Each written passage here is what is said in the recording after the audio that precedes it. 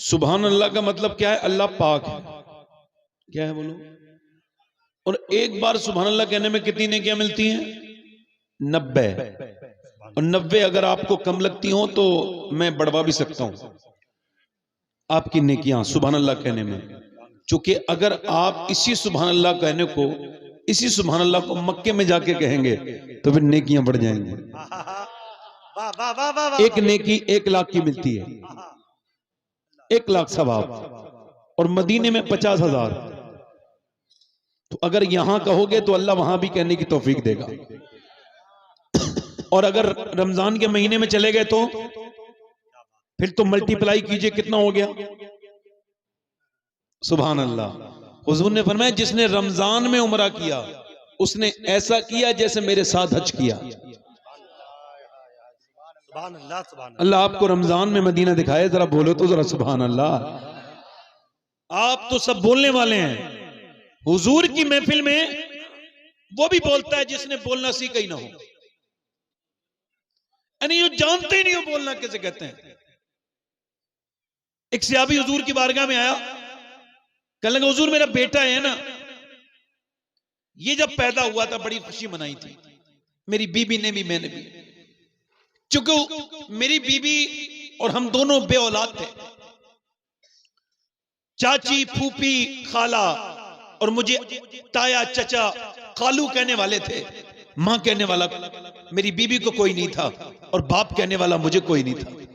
हुजूर जब ये पैदा हुआ है बड़ी खुशियां मनाई हैं, मगर अब दोनों मियां बीबी रोते हैं, बच्चा हमारा गूंगा है, कां की कू करता है, बोलता नहीं।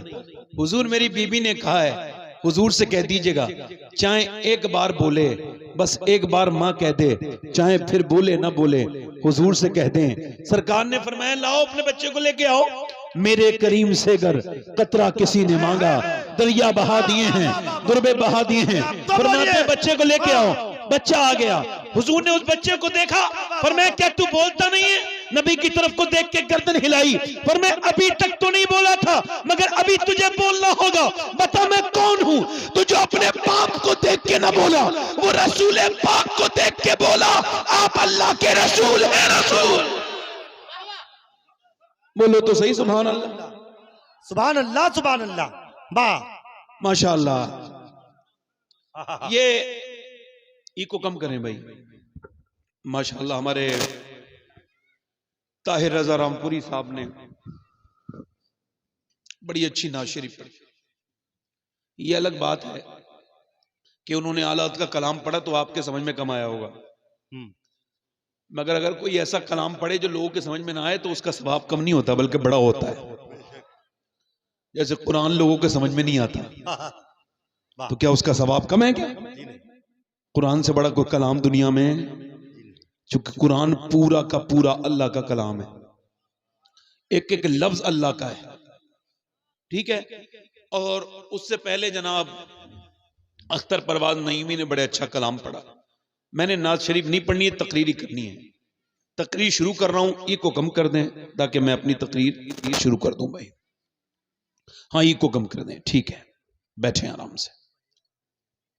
अब माशाअल्लाह हमारे नाज़िम में क्या नाम है, नियाज भाई, फैजान भाई, सब लोग अच्छे तशरीफ रखते हैं, उलमा सारे।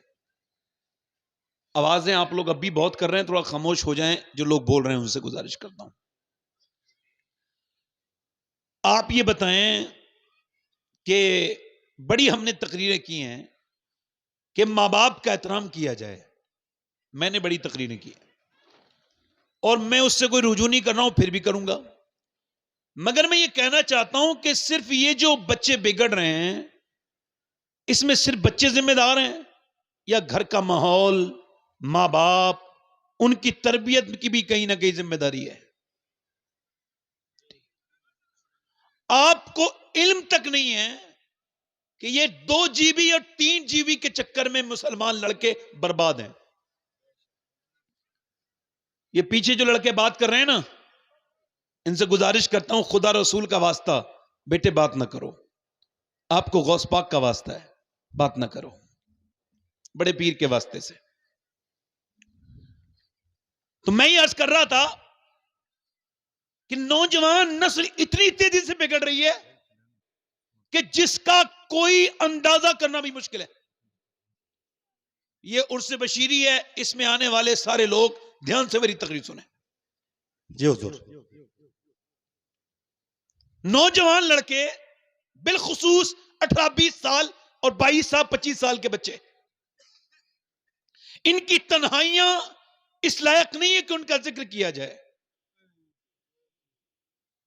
ये बर्बादी की तरफ लड़कियां भी जा रही हैं, मर्द और खवातीन, औरतें, मर्द, बच्चे, छोटे बड़े, सब एक तरीके से एक नई सिमत की तरफ चल दिए हैं, और वो सिमत है बदनिगाही की सिमत। वो है दिल के उजड़ने का मामला। अल्लाह अल्लाह। हजरत सैयदना इमाम गजाली फरमाते हैं कि दिल के उजड़ने की बड़ी अलामत यह है कि तू कुछ गलत देखे फिर भी तेरे दिल पे असर ना हो, तो समझ ले कि तेरा दिल उजड़ चुका है, उसके अंदर कुछ नहीं बचा। अल्लाह अल्लाह। फिर वो एक हदीस लेके आते हैं कि एक सहाबी रसूल है, उनका नाम है उत्बा बिन गजवान। वो तलवार चलाते चलाते अपने खंजर निकालते हैं और अपनी आंख में मारकर अपना खंजर निकाल के बाहर को, अपनी आंख बाहर को फेंक देते हैं। अल्लाह अल्लाह अल्लाह अल्लाह। उसकी आंख से खून भी निकलता है, अल्लाहु अकबर, और आंसू भी निकलते हैं। और जब हजरत सैयदना ये उत्बा बिन गजवान अबू मूसा शरी ने देखते हैं, इन दोनों के मज़ारात बसरा में हैं, मेरी हाजिरी दोनों के मज़ारात पर हुई है। तो अब ये दोनों जो है ना, इनकी ये पूछते हैं अबू मूसा शरी, यार लोग तुझे पागल कह रहे हैं कि तूने अपनी आंख निकाल करके फेंक दी, क्यों तूने ऐसा किया? कहते मुझे लोगों को जवाब नहीं देना।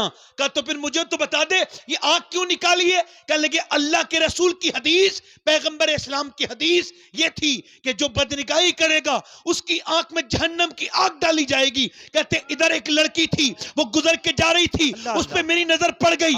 मेरी जब नजर पड़ी तो मुझे ख्याल आया कहीं ऐसा ना हो मेरी एक आंख मुझे जहन्नम में न लेके चली जाए, तो मैंने अपनी आंख को निकाल के फेंक दिया। अब अबू मूसा शरीफ दुआ कर दे कि अल्लाह मुझे माफ कर दे। मैं कहता हूं नौजवान, एक सिहाबी रसूल जिसने नबी को देखा है, जो सिहाबी है, उसका ईमान ऐसा है कि उसने एक लड़की पे धोखे से नजर पड़ गई, उसने गैरती ईमानी में अपनी आंख निकाल के फेंक दी, मगर ये जो पूरी रात की फिल्म देख के भी गैरत नहीं जागी। अल्लाह अल्लाह अल्लाह अल्लाह। तुम दुनिया को क्या आसान समझे थे? नौजवानों, अल्लाह कुरान में फरमाता है, क्या तुम ये समझते हो कि तुम यूं ही छोड़ दिए जाओगे? तुम्हें दुनिया में भेजा गया आजमाइश के लिए। नौजवान लड़के रात में गंदी फिल्में, तस्वीरें और गंदी गंदी तस्वीरें देखकर भी उनके दिलों पे कोई असर नहीं पड़ रहा। बच्चा पैदा होता है 2 साल 2.5 साल का और मोबाइल इतनी तेज चलाता है कि उसका दादा नहीं चला सकता। ऐसा क्यों ऐसा है भाई? देखो ये माइक बहुत अच्छा है जी, मगर आप जरा ध्यान से मेरी तकरीर सुन लें। सुने क्या दोस्तों। वजह है कि नौजवान लड़के तेजी के साथ ये बुरे काम कर रहे हैं? हजरत सैयदना हसन बसरी मौला अली के खलीफा फरमाते हैं, मेरे जमाने में लोग जो सबसे ज्यादा बेईमान होके मरे वो थे जो बदनिगाही करते थे, लड़कियों को देखते थे, औरतों को।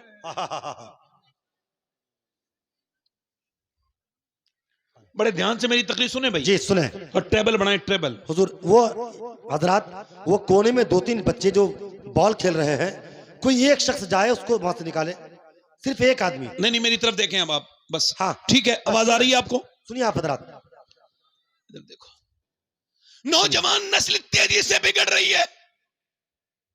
इसका असर क्या बच्चों को सिर्फ खाना कमाना, परदेश जाना, बंबई दिल्ली जाके, सूरत में और जाकर के गुजरात में, इधर उधर विदेश में जाके काम करना ही जरूरी था? नहीं नहीं, मुझे बताओ वो माँ बाप कामयाब हैं कौन से माँ बाप कामयाब हैं? जिन्होंने अपने बच्चे को दुनियावी तालीम के खातिर अपनी पूरी जिंदगी लगाई, कमाया इधर का उधर का, ना खुदा को याद किया ना उसके रसूल को। उनके बच्चे पढ़ लिख गए मगर बाद में मरने के बाद जहन्नम में चले गए। वो माँ बाप कामयाब है? या फिर वो माँ बाप कामयाब है जिन्होंने अपने बच्चों को ज्यादा अच्छी फैसिलिटी तो नहीं दी मगर दीनदार बनाया और मरने के बाद उनके बच्चे जन्नत में चले गए? कौन से कामयाब है?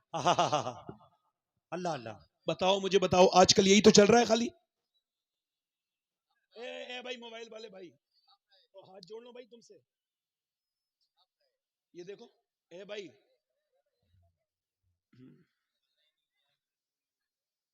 कोई बात नहीं बेटे, कोई बात नहीं।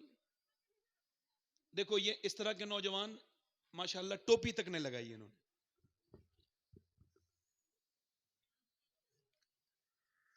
इन्हें यही नहीं पता मैं क्या तकरीर कर रहा हूं। ऐसे जने कितने अपनी जवानी पे इतराने वाले नौजवान। दिल्ली में गया, दिल्ली में अपोलो अस्पताल में एक आदमी देखने गया तो एक आदमी खड़ा था बैग लेकर के, उसमें 30 लाख रुपया था। डॉक्टर से कहता था मेरे बेटे से मेरी बात करा दो। उसका बेटा 1 घंटे पहले मोटरसाइकिल से गिरकर कोमा में गया था और वो वेंटिलेटर पे रखा था। डॉक्टर से कह रहा है मेरे बेटे से मेरी बात करो। मेरे बेटे से कहने लगा भाई ठहरो जरा, तुम्हारा बेटा बहुत ज्यादा सीरियस है। थोड़ी देर के बाद डॉक्टर आके बोला तुम्हारा बेटा मर चुका है, आई एम सॉरी। उसने कहा ये 20 लाख ले लो, 25 लाख रुपए ले लो। रो के बोला मेरी सारी दौलत दे लो, मेरा अकेला बेटा था, मेरे बेटे से मेरी बात करो। डॉक्टर बोला ये काम हमारा नहीं है, अब तेरा बेटा मर चुका है, अब उसकी जिंदगी खत्म हो चुकी है। इसका मतलब यह है कि अगर पूरी कायनात की दौलत भी लगा दी जाए फिर भी 10 मिनट किसी की जिंदगी को नहीं मिल सकते। मगर मेरे नौजवान, ये जो तुझे वक्त मिला है, तूने जो बर्बाद किया है अपने मोबाइल में, अपनी स्टोरियों में, अपने गानों में, अपने फेसबुक में, क्या तुझे अल्लाह ने इसी वजह से दुनिया में भेजा था कि तू फिल्में देखता रहे, तू ड्रामे देखता रहे और तेरा बच्चा जहन्नम में जा रहा है? इंसान, तूने अपने बच्चे को देखा नहीं? मेरी बेटी तू नहीं देख रही, तेरा बेटा क्या कर रहा है, तेरी बेटी क्या कर रही है, तूने इस बात को नहीं देखा। मैंने आपसे सवाल किया था कौन से माँ बाप कामयाब हैं जिन्होंने अपने बच्चे को दीनदार बनाया और उनके बच्चे जहन्नम से बच गए? वो कामयाब हैं? या जिनके बच्चे दुनियादार बने और जहन्नम में चले गए, वो कामयाब हैं? अल्लाह अल्लाह अल्लाह। 20-25 साल की जिंदगी के लिए होड़ करते हो दूसरा की दुनिया की। आजकल नौजवान बच्चा बर्बाद हुआ जा रहा है भाई। अल्लाह अल्लाह। पूरा अरब बर्बाद हो गया, आपको पता है? पूरा अरब, उसमें कुछ नहीं बचा। पूरे हिंदुस्तान के लड़के बर्बाद हैं इल्ला माशाल्लाह कुछ को छोड़ के। 80-90% बच्चे बर्बाद हो रहे हैं इंस्टाग्राम फेसबुक के जरिए। पहले उनके दिल बर्बाद हुए, अब उनके ईमान बर्बादी के कंगार पर हैं। कौन बचाएगा उन्हें? कौन उनकी खबर लेगा? कलेजा मुंह को आता है ये सोच करके मुसलमान अपना अकीदा, अपना ईमान भूल गया। वो 50 साल 60 साल के लिए दुनिया में आया था मगर वो हमेशा के लिए दुनिया को समझ चुका। वो समझता है ये दुनिया हमेशा के लिए है। हालांकि अल्लाह फरमाता है कि दुनिया की जिंदगी बहुत थोड़ी है, बहुत छोटी है और आखिरत की जिंदगी इतनी है कि उसकी कोई हद नहीं है। वो तो हमेशा की जिंदगी है, या तो वो जन्नत की जिंदगी है या दोजख की जिंदगी है।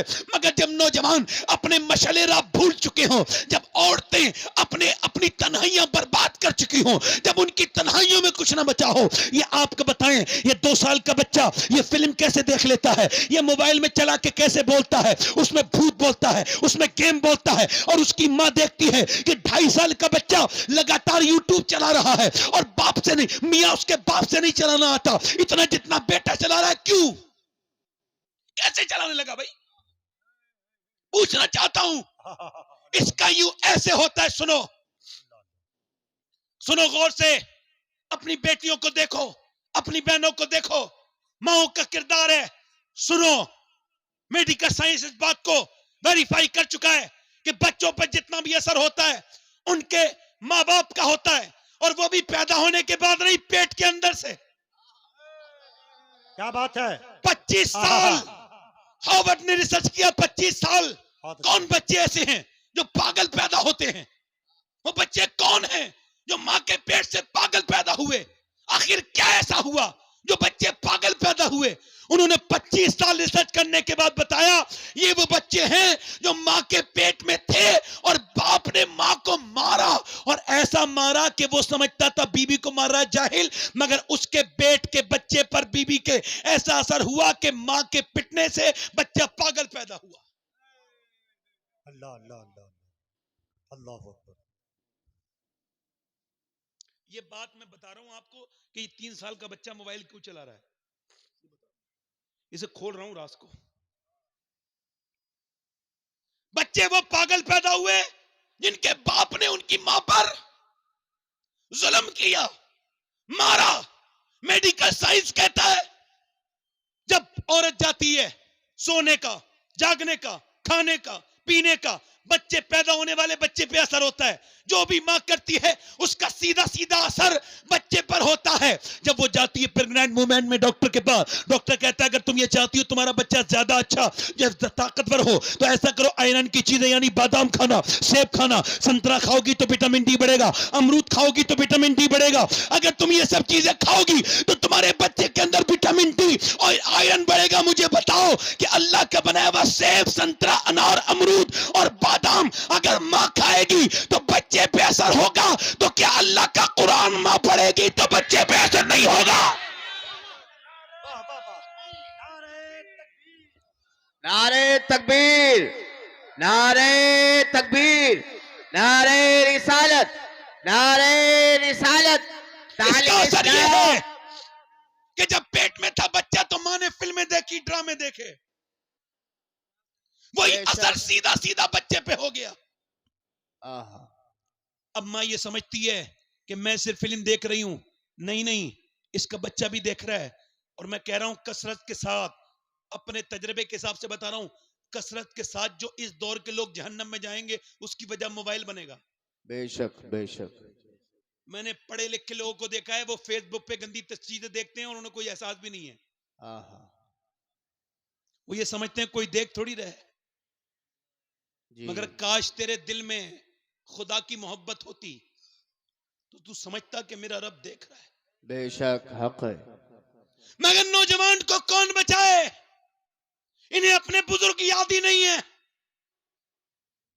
अरब के ऊपर रिसर्च हुआ 2015 से लेकर के 19 तक यूनाइटेड स्टेट में के लोगों ने रिसर्च किया कि आखिर अरब की नस्ल, आने वाला वक्त अरब में किसका है और अरबी बच्चे किसकी तरह बनना चाहते हैं।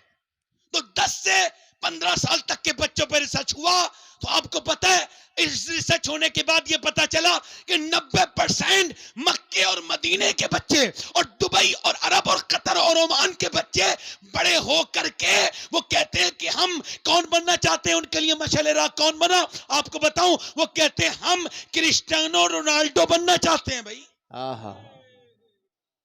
अल्लाह अल्लाह। और अभी सऊदिया ने रोनाल्डो को खरीदा है करोड़ों रुपए में जी, कि हमारे बच्चे तुम्हें चाहते हैं। हिंदुस्तान के नौजवान हिंदुस्तान के बॉलीवुड स्टार के पीछे, बाल की कटिंग वैसे ही। ए बच्चे, ए बेटे बैठ जाओ, बेटे बैठ जा, बैठ जा बेटे, बैठ जा, बैठ जाएगा, बैठ जाएगा, बैठ जा, अच्छा बच्चा है, नेक आदमी है, बैठ जाएगा। बच्चा नेक है, शरीफ है, हुजूर की उम्मत का बच्चा है। बेशक। मैं ही जानता हूं इस माले माइक पे कैसे तकरीर कर रहा हूं, मगर मुझे माइक से मतलब नहीं है, मुझे आप लोगों से मतलब है। सुनोगे तो सुन लोगे। नौजवान लड़के अपनी स्टोरी लगाते हैं हीरो की तरह, फिल्म की तरह, मैं इसकी तरह, मैं उसकी तरह, बाल उसकी तरह, इसकी तरह। क्या तुम्हारे पास कोई ऐसा आइडियल नहीं था मुसलमानों कि जिसे तुम फॉलो करते, जिसे कहते ये हम इसकी तरह बनना चाहते हैं, ये हमारा मशले राह है। क्या तुम्हारी महफिलों में कोई ऐसा तुम्हारा बुजुर्ग नहीं था जिसका जिक्र होता, उसकी बातों का जिक्र करते? तुम इन कागजी हीरो के पीछे चले गए, इन बदकिरदार के लोग के पीछे चले गए, इन मुशरिकों के पीछे चले गए, इन कुफार के पीछे चले गए, तुम फुटबॉलर के पीछे चले गए, तुम फिल्मी दुनिया के हीरो के पीछे चले गए, तुम चले गए क्रिकेटर के पीछे, उसी की तरह दाढ़ी, उसी की तरह तरह चलना कि तुम्हारे पास कोई ऐसा मशलेरा नहीं था मगर हम उसे भुला चुके। हमारे पास तो एक ऐसा इंसान था कि दुनिया में किसी कौम के पास ऐसा इंसान ना तो है ना कयामत तक होगा। एक ऐसा इंसान कि जिसकी तरह पूरी दुनिया में ना तो उसके बाद पैदा हुआ ना उसके बाद कभी पैदा होगा। वो कौन था जिसने मदीने में 10 साल हुकूमत की थी, 10 साल, और 10 साल के अंदर उसने आधी दुनिया पर हुकूमत कर दी थी। सब 22 लाख मुरब्बा मील पर यानी आधी दुनिया पर उसने अपना परचम लहरा दिया था। वो एक दिन के अंदर 3 मस्जिदें बनवाता था। वो 3 दिन के अंदर एक शहर को इस्लामी हुकूमत के अंदर शामिल करता था। उसने एक करवट ली तो उसने रोमा को बर्बाद कर दिया, दूसरी करवट ली तो उसने फारस को बर्बाद कर दिया। वो कौन था जिसने 1060 शहर फतह किए और जिसने 4000 मसाजिद तामीर करवाई? वो कौन था जिसके कपड़ों पे 17 पेमेंट तो लगे थे मगर अमेरिका के व्हाइट हाउस में खड़े होकर के 2009 में बराक हुसैन ओबामा ने कहा था कि अगर दुनिया में 1 साल उम्र की उम्र और हो जाती तो पूरी दुनिया में सिवाय इस्लाम के और कोई वजह नहीं होता। सुभान अल्लाह, सुभान अल्लाह।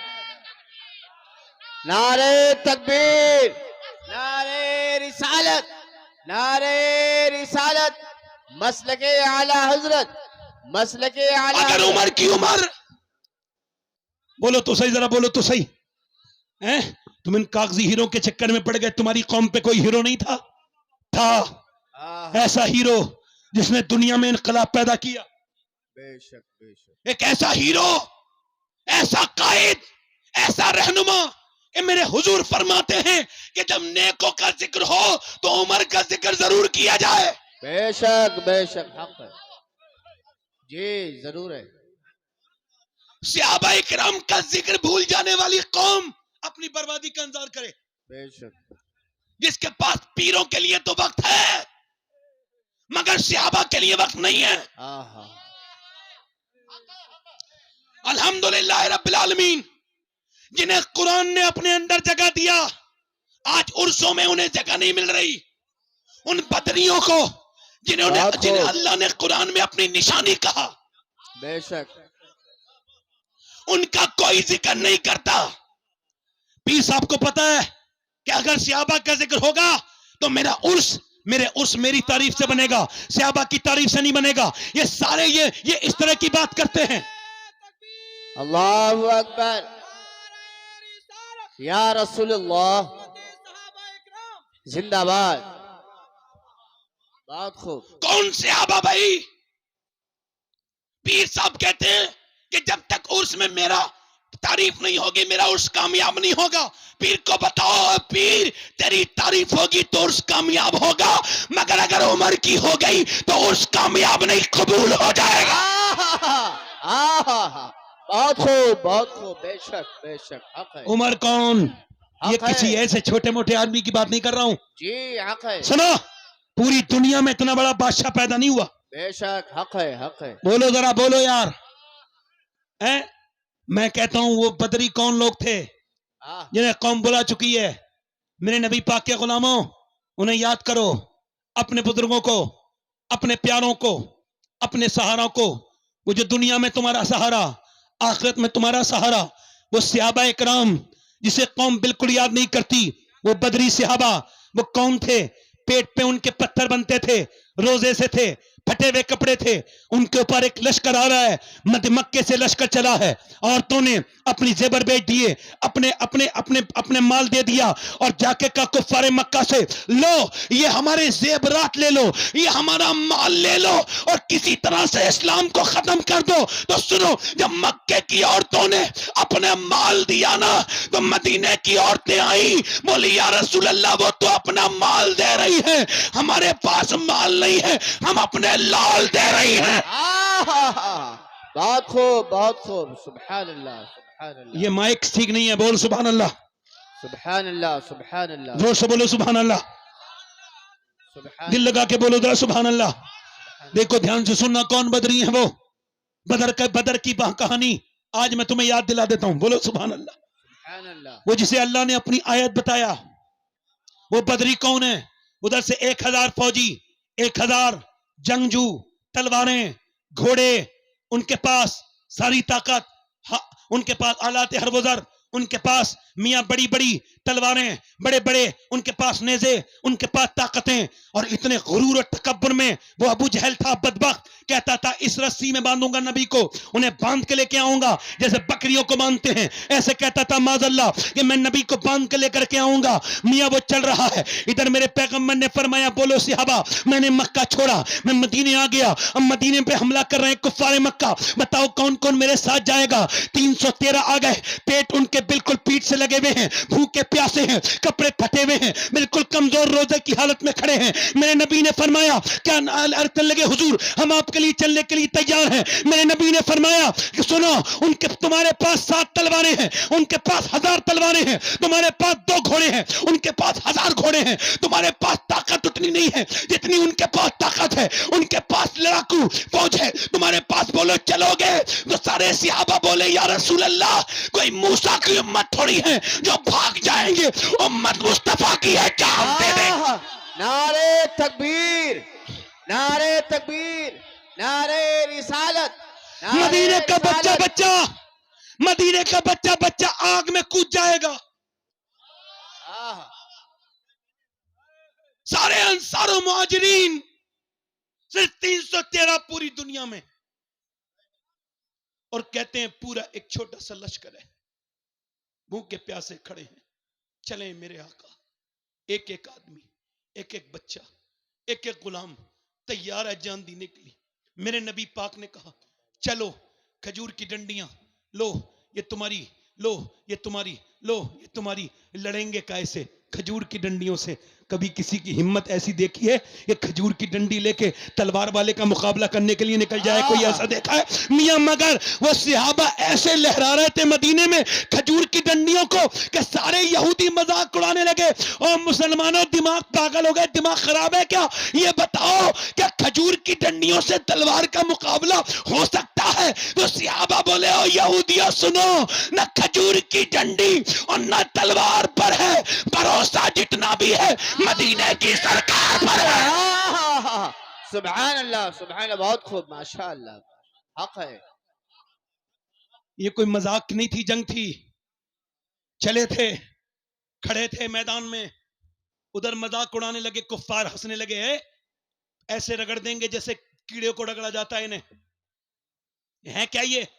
पूरी रात जिन्होंने शराबे पी हैं, नाच देखा है, औरतें नाची हैं, जो कुफ्फारे मक्का पूरी पूरी रात जिन्होंने जो है वो बकरे खाए हैं भून भून कर, वो कहते हैं ये ने तो हम चुटकी में मसल देंगे।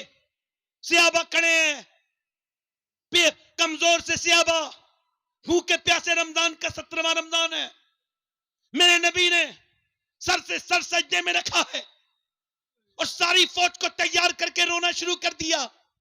हजरत अबू बकर सिद्दीक कहते हैं नबी इतना रोए मेरे पैगंबर, मेरे मुस्तफा इतना रोए, इतना हमने कभी रोते नहीं देखा था। सजदे में सर रखते थे, कहते थे मालिक ये 313, मेरे मालिक इतना रोते थे। वहां की जहां मस्जिद अरीश है इस वक्त, वहां की पूरी खाक भीग गई। हजरत अबू बकर सिद्दीक कहते हैं मैं अर्ज करता हूं हुजूर सर उठाएं, अल्लाह करम करेगा मेरे आका। मगर मेरे नबी सर नहीं उठाते हैं, रोते हैं।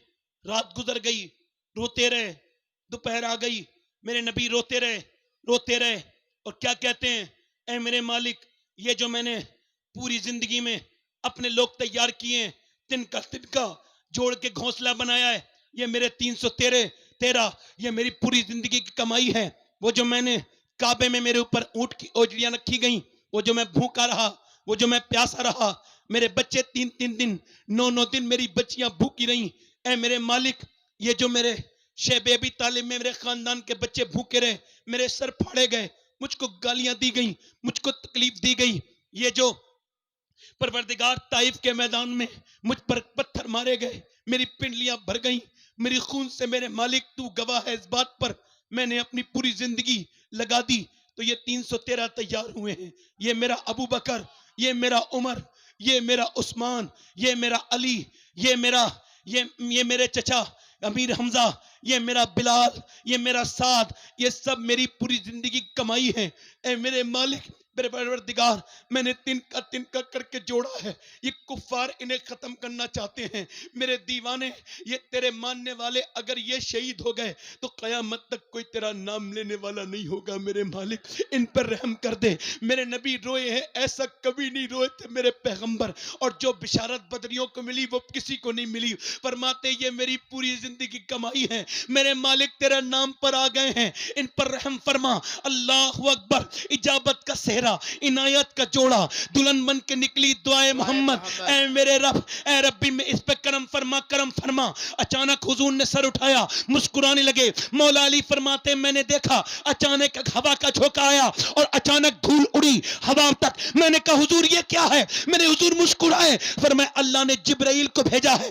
500 फरिश्तों के साथ जिब्राइल आज मैदान बद्र में उतरे हैं। हजरत अली कहते हैं थोड़ी देर के बाद, फिर उसके बाद थोड़ी देर के बाद, फिर जो है वो अचानक थोड़ी देर के बाद फरमाते मौला अली फिर एक हवा का झोंका आया और एक गर्द उड़ी, एक गोला बना हवा का। मैंने कहा हुजूर ये क्या है? फरमाया ऐ अली, अब मीकाईल आए हैं और वो भी 500 फरिश्तों को लेके आए हैं। अब जब मुसलमान दौड़े हैं, खजूर की डंडियां उठाई हैं, और कमाल ये था कि खजूर की डंडी वाला अपनी डंडी ऊपर उठाता नहीं था, किसी का हाथ कट जाता था, किसी की गर्दन कट जाती थी, किसी का सर कट जाता था। दौड़ते दौड़ते ऐसा दौड़ा दौड़ा के मारा, ऐसा दौड़ा दौड़ा के मारा कि कुफ्फारे मक्का दौड़ने लगे।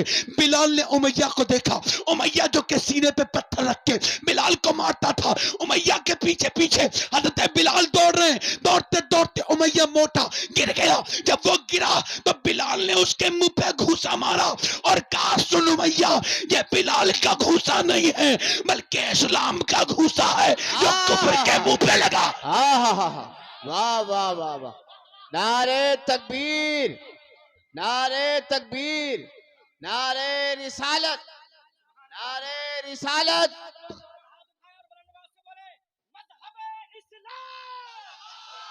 जिंदाबाद, जिंदाबाद, जिंदाबाद। कभी हम में तुम में भी चाहती, कभी हम में तुम में भी राहती, कभी हम भी तुम पे आशना, तुम्हें याद हो कि ना याद हो। आज तुम दुनिया के 57 मुल्कों पे काबिज हो और हम जलील हैं, ख्वार हैं। पूरी दुनिया में मुसलमान जलील हो रहा है, क्यों? क्योंकि उन्हें सजदा छोड़ दिया।